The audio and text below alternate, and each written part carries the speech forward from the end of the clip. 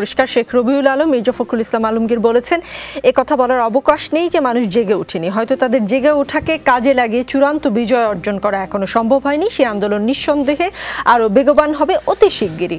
মানুষ জেগে উঠলেও সেটা কাজে না লাগাতে পারার ব্যর্থতা কার? আওয়ামী লীগ নেতারা যে বলেন যে বিএনপি নেতৃত্ব সংকটে ভুগছে, কিছুক্ষণ আগে মাহমুদ সালাউদ্দিন চৌধুরী বলছেন যে যতদিন পর্যন্ত আপনারা নিশ্চয়তা পাবেন না যে আপনাদের শীর্ষ নেতৃত্ব ক্ষমতায় আসতে পারবেন, ততদিন পর্যন্ত আপনারা নির্বাচনে যাবেন না। আপনাদের দলের মহাসচিব কি আসলে পরোক্ষভাবে ব্যর্থতা স্বীকার করলেন এটা বলে যে নিঃসন্দেহে আরও বেগবান হবে অতি শিগগিরই?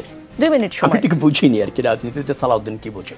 নির্বাচনে থাকা কি? নির্বাচনই তো আমরা চাই, কিন্তু নির্বাচন কি এটা যেটা সরকার কর্তৃক নির্ধারিত থাকবে ফলাফল পূর্বে? নির্বাচন কমিশন এবং আইন শৃঙ্খলা রক্ষাকারী বাহিনী সরকারি দলকে উইনের দায়িত্ব নেবে, এটা কি নির্বাচন? যেটা হচ্ছে বাংলাদেশে, বিরোধী দলটা কে হবে সেটাও আমরা সিলেক্ট করে দেবে, প্রার্থী কে হবে সেটাও আমরা সিলেক্ট করে দেবে, এটা কি নির্বাচন? বাংলাদেশের নির্বাচন কিভাবে হচ্ছিল 91, 96, 2001, 2008-এ হচ্ছিল তো, কেন সংবিধানটা সংশোধন করে আজকে এই সংকটটা তৈরি করা হলো? 2014 বলেন, 18 বলেন, 24 বলেন যে নির্বাচন হয়েছে, এটা নির্বাচন? মানুষ ভোট বিমুখ হয়েছে না?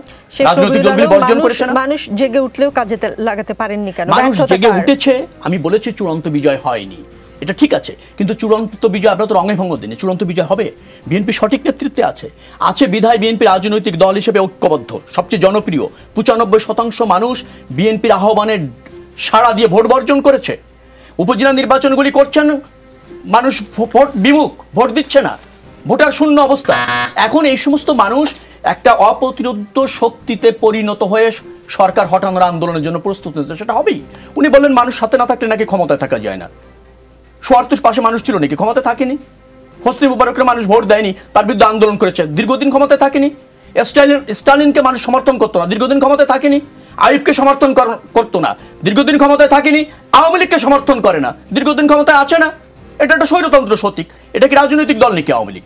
এটা পতিত রাজনৈতিক দল, একটা যেটাকে বলা হয় ধিকৃত রাজনৈতিক দল, যার কোনো আদর্শ নাই, যার ক্ষমতা চাই। সেরকম একটা রাজনৈতিক দলে আওয়ামী লীগকে আমরা পরিণত করতে সক্ষম হয়েছি শুধুমাত্র ওই যে বললাম ন্যায্য স্ট্যান্ড থেকে জনগণের অধিকার প্রতিষ্ঠার আন্দোলন আমরা করেছি।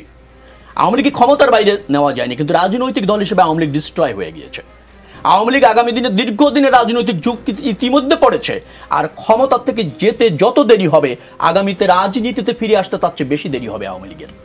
সংকটে আওয়ামী লীগ জাতীয় ঐক্যবদ্ধ, সঠিক নেতৃত্বের ক্ষেত্রে বিএনপিও সঠিক স্ট্যান্ডে থেকে বাংলাদেশের মানুষের স্বার্থে রাজনীতি। জি, শেখ রবিউল আলম, রাজনীতির আলোচনা